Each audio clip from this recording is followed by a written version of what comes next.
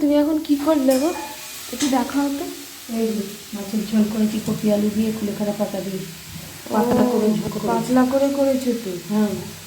জলের মতো গড়িয়ে চলে যাবে? না না, এই ঝোল এইরকমই হয়।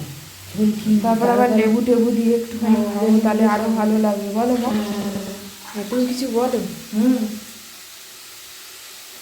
ভালো লাগার জন্যই তো মনোযোগ দিয়ে করা। এখন কি হচ্ছে এটা? ওই বাঁধাকপির তরকারিটা গরম করছি। হ্যাঁ, মানে এখনো মোটামুটি রান্না আর কি চলছে। হ্যাঁ হ্যাঁ এখনো আরো বোধহয় বাকি আছে না? হ্যাঁ। এখন কার কটা রান্না বাকি আছে এখনো? একটাই রান্না হবে, আর সব হয়ে গেল। ও, আর সব কমপ্লিট? হ্যাঁ। মাছের ঝোলটা পাতলা হয়েছে দেখছি, একটু বসা বসা করনি। ঠিক আছে, এটাই হবে খাওয়া। এইটাকে এবার ঠিক করলে নাকি বাঁধাকপির তরকারি? ঠিক করলাম মানে কি, একটু জলটা ভালো করে একদম করে কষা হয়ে তলায় বসিয়ে বসিয়ে মানে হবে।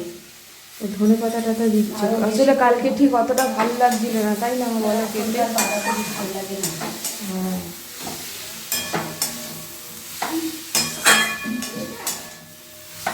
একটু ধনে পাতা রঙটা বেশি তো করে ভালোই এসছে। আসলে কি হবে, সেরকম ঘাসের মতো লাগছে। ও, এটা ধরিয়ে ধরিয়ে ছাই মেরে মেরে করতে হবে। আচ্ছা,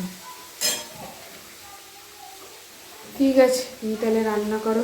টাটা বলে দাও। সবাইকে টাটা বন্ধুরা।